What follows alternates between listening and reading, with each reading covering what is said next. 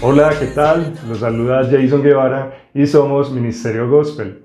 Hoy es nuestro último día de estudio del tema de la semana sobre la salvación. Y en los primeros 5 días vimos cuáles son los puntos que debemos conocer para saber cómo ser salvos. Y los vamos a recordar por última vez para que nos quede en nuestra memoria. Recordemos que el primero fue saber dónde centrar nuestro enfoque. Debemos ser cristocéntricos.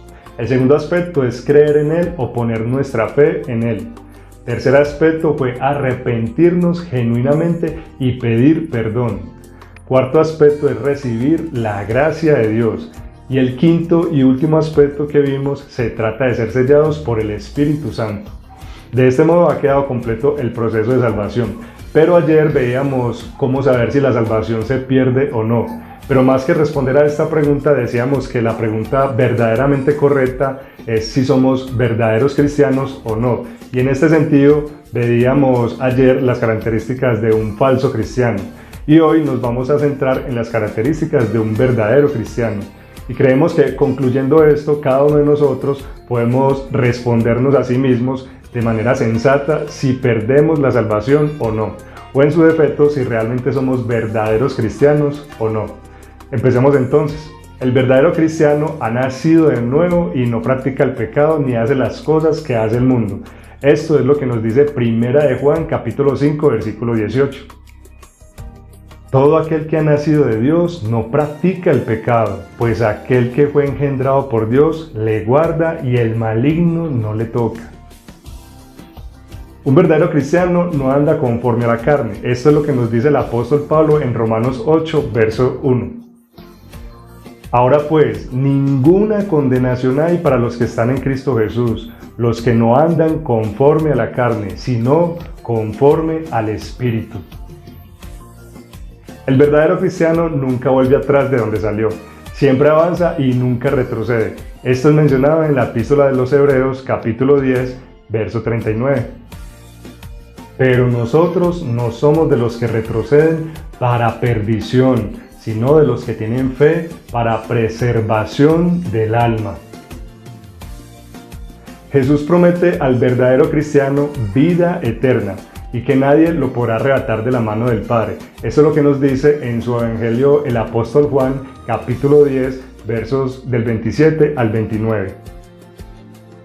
Mis ovejas oyen mi voz y yo las conozco y me siguen, y yo les doy vida eterna y no perecerán jamás, ni nadie las arrebatará de mi mano. Mi Padre que me las dio es mayor que todos y nadie las puede arrebatar de la mano de mi Padre. Un verdadero cristiano permite que el Espíritu Santo de Dios trabaje en él y lo obedece. Además, se le manda a hacer varias cosas. Esto lo menciona Pablo en la carta a los Efesios, capítulo 4, verso 30.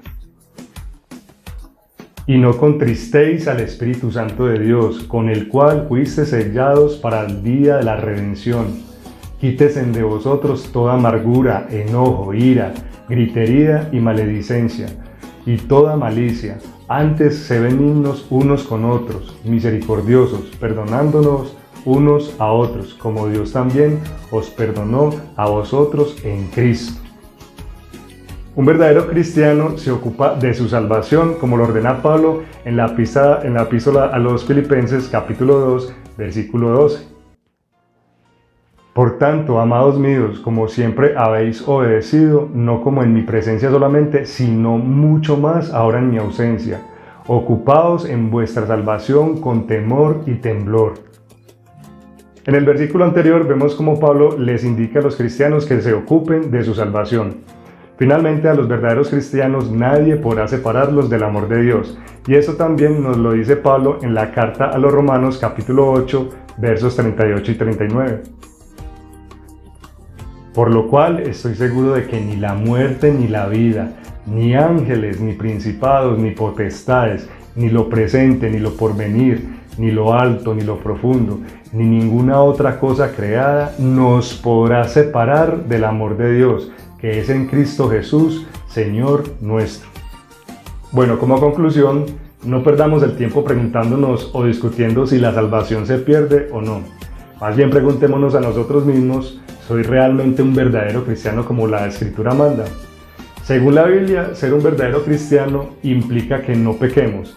La pregunta para ti es, ¿desde el momento que te hiciste cristiano no has pecado? ¿No has dicho mentiras? ¿No has cometido ni un solo pecado? ¿Nunca has hecho algo malo en contra de tu prójimo? Desde que eres cristiano, ¿nunca has violado un mandamiento? Sabemos que la respuesta sincera será que sí has pecado desde que te hiciste cristiano. ¿Implica esto entonces que no eres un verdadero cristiano? De ninguna manera, porque a un verdadero cristiano se le manda perseverar. Pablo, como vimos antes, nos manda a ocuparnos por nuestra salvación con temor y temblor. Un verdadero cristiano debe crecer día con día y si peca, arrepentirse de su pecado y perseverar.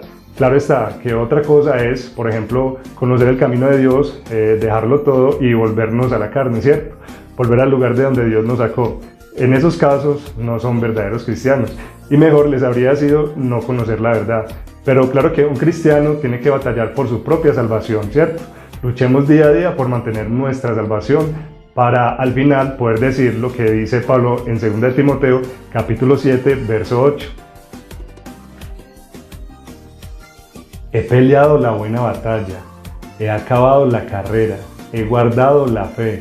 Por lo demás, me está guardada la corona de justicia, la cual me dará el Señor, pues justo en aquel día, y no solo a mí, sino también a todos los que aman su venida.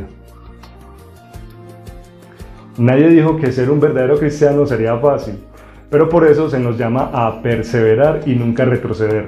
Gracias a la muerte de Jesús tenemos acceso a la salvación, no por obras para que nadie se gloríe, sino por gracia, porque Él llevó nuestros pecados en la cruz. Así que no descuidemos una salvación tan grande a la cual se nos ha dado acceso.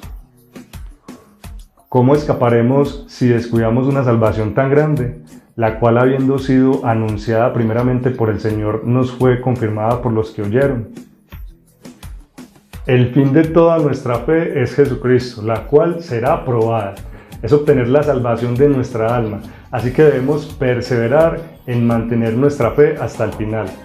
Que sois guardados por el poder de Dios mediante la fe, para alcanzar la salvación que está preparada para ser manifestada en el tiempo postrero, en lo cual vosotros os alegráis, aunque ahora por un poco de tiempo, si es necesario, tengáis que ser afligidos en diversas pruebas, para que sometida a prueba vuestra fe, mucho más preciosa que el oro, el cual aunque perecedero, se prueba con fuego, sea hallada en alabanza, gloria y honra, cuando sea manifestado Jesucristo, a quien amáis sin haberle visto, en quien creyendo, aunque ahora no lo veáis, os alegráis con gozo inefable y glorioso, obteniendo el fin de vuestra fe, que es la salvación de vuestras almas.